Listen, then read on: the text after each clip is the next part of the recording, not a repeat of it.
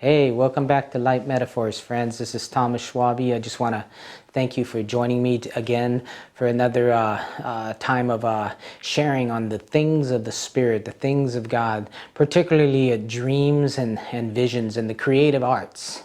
And today I'm going to share a little bit about how God uses objects that are dear to our hearts, objects that we have, objects that we own, and how he uses those objects as metaphors to convey certain things to us in regards to what that object, the metaphor of that object, the metaphor is of that object.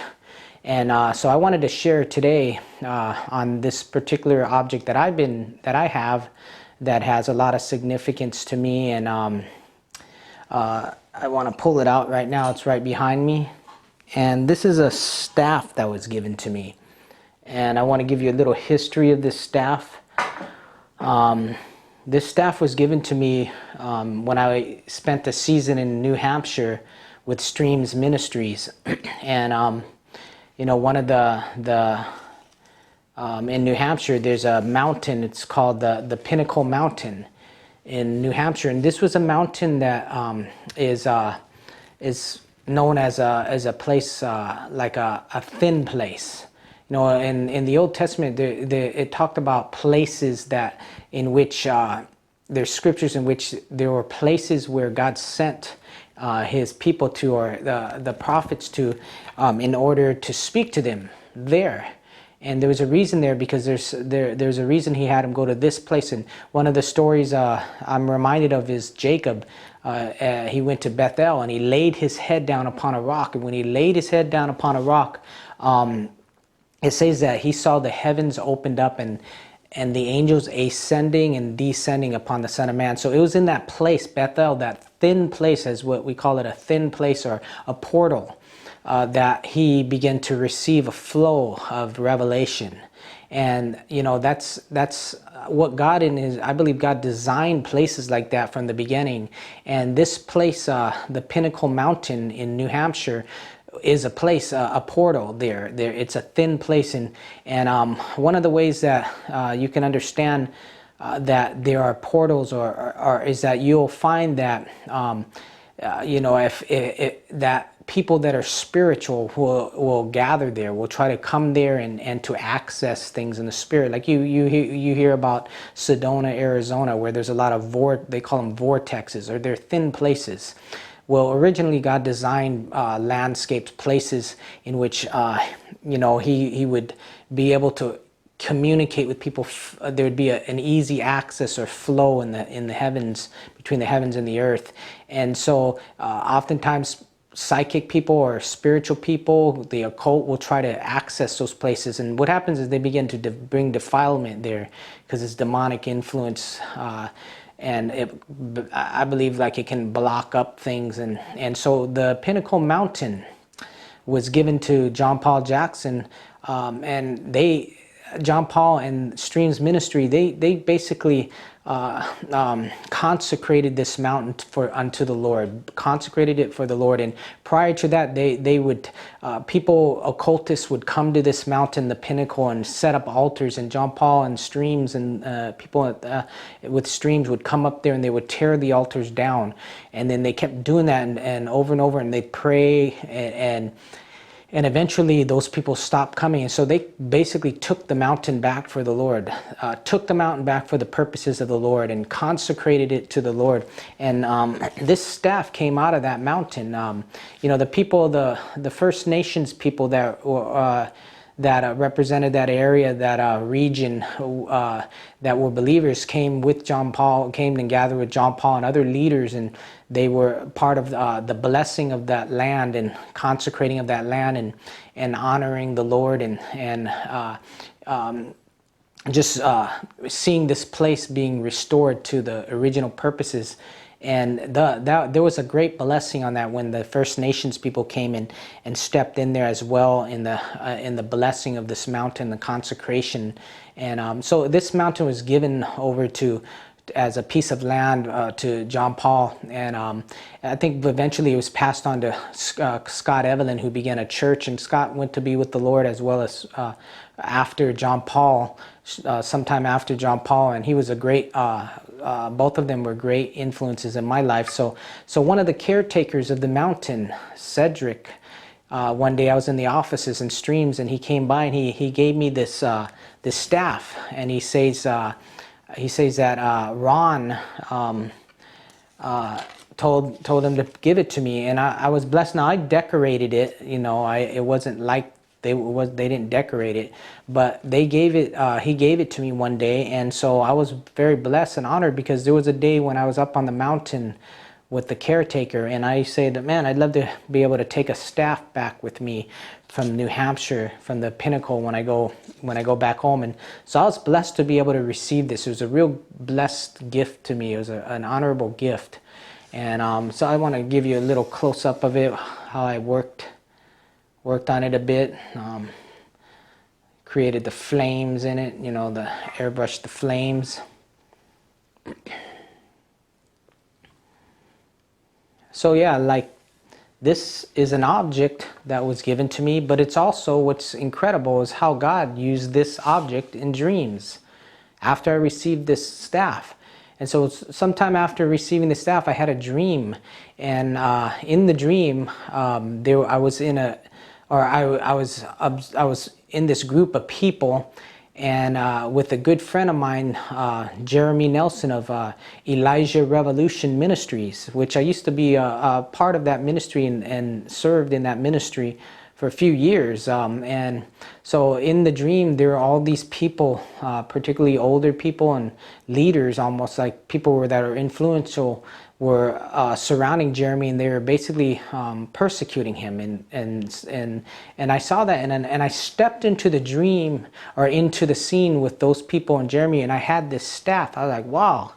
And I stepped into it, and I was like, I slammed it down, and there's something of power and authority that came, and just basically it was like the Lord was showing me, you know, you're going to be part of this, but you're going to bring in a realm and a dimension in the midst of persecution and authority, a realm of the presence of God and the authority of God. And so in that dream, I saw myself come into this arena in which there was like attack and persecution going on, and I brought the authority of God. And you know, I used to pray a lot, and I still do pray for Jeremy and Miranda. And so that was the first dream I had with this staff in it. And I woke up, I was like, wow, Lord, that was pretty awesome, Lord. That's pretty cool, man, that you would give me a dream with my staff in it, that you gave me, that you blessed me with from New Hampshire. And so shortly after that, sometime after that, I'm not sure how long, but I had another dream. And again, in this dream, this staff showed up. And in this dream, I was standing on an incline, and there was a street below me, and there was an old tree there, and I looked at the tree, and this tree was there was something not right about this tree, and it was kind of rotting. It was dead. It was rotting, but it just really felt like it was something of the spirit was on it. It was like almost like a religious spirit. It was almost like a religious kingdom, if you will, like an authority, a religious a kingdom or religious system more. You know, in dreams, trees can represent kingdoms. Remember in the story of Nebuchadnezzar, he had the dream of a huge tree, which represented him as a leader, but also his kingdom. And so it could. I believe this dream, in this dream that I had, the tree represented like a religious system. And but it was dying. It was full of death. It didn't have life, and it was about ready to basically collapse. And I stepped in to this dream, into that scene with the staff again, and I began to point the staff. You know, I began to point the staff at this tree, and all of a sudden the tree is wobbling, and it gave in and finally fell down and crashed, landed on the street right there. And so it was like the Lord was showing me in this dream, using the staff, that the staff represents authority. a symbol. I don't know if I shared that, but the staff in a dream, yeah, the staff in a dream, it symbolizes authority, the authority of God. And so in this dream, I was exercising authority against this religious system, this religious spirit, and the authority of God brought this thing down. It brought it down. And you know, again, the staff in Scripture is a symbol of authority, the authority of God. I'm reminded of the story with Moses and the magicians.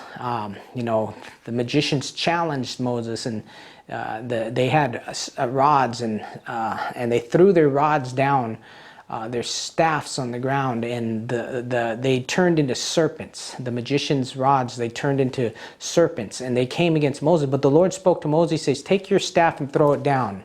And Moses threw his staff down, and when he threw it down, it turned into a snake too. You know, God has a snake too. You know, there's another story about where he said to Moses, make a brazen serpent and put it on a rod and lift it up. And when the people that are in pain and plagued with sickness and dying, will tell them to look on the brazen serpent and they'll be healed. And that we understand that brazen serpent on a rod represents Jesus. He was the one that was crucified on the cross, lifted up, and when men look unto him, they are healed. By his stripes we are healed. And so that's the serpent as well, of God, if you will. You know, it's the light. I call it the light snake of God. And so Moses' rod was turned into a light snake of God, and his rod, when God told him to throw his rod on the ground and it turned into a snake, his snake swallowed up both of the magician's snakes. In other words, it was showing us that God's authority is greater. Greater is he that's in you, in me, than he who is in the world. And so the snake of God, the light snake of God, swallowed up the magician's serpents. It swallowed the serpents. In other words, darkness was swallowed up by the light. You know, God once shared with me, light swallows up darkness. But if you go towards the darkness is going to swallow you up. So the light snake of God, the authority of God, swallows up darkness. And in that story, you know, that was Moses is throwing his rod down on the floor. And so the rod is the symbol of authority again. So here is a example of how God uses objects that are dear to us, or objects that we own that have significance to us in a dream. So God will do these things. He'll take objects, and he'll use objects that are common to you, that are familiar to you, that in your dreams, to communicate to you a metaphor, to use as a metaphor to communicate what he's speaking to you. And so be aware of these things. I just want to encourage you, be aware of these things, and understand too that God is, he develops within each one of us, he develops a dream vocabulary, if you will. Like, all of us have a dream vocabulary that God's adding to and developing and building within us. It's a good thing to write down these things when you see them in your dreams. Oftentimes you'll see a certain object repeated in your dreams over and over. Recognize that, write it down, and begin to put it in your dream vocabulary, your dictionary. In other words, your dream dictionary within. Write down it on the outside, and you know, watch how God begins to use these things in your life, because he communicates to you via objects in dreams. Hey, thanks for checking out Light Metaphors. Thanks for tuning in. And thanks for subscribing. Hit that subscribe button if you haven't subscribed. And may God bless you in 2020, even in the midst of this whole unexpected flood of a pandemic coming upon us. We'll understand this, that in the last days, God is going to flood the earth, all flesh, with his Spirit. He will pour out his Spirit on all flesh. So what the enemy is meaning for evil, God's going to turn around for good, and he's going to release a true flood, and it's going to come upon all of, not just believers, but unbelievers, on all flesh. May God bless you. Thank you for checking out Light Metaphors. See you again.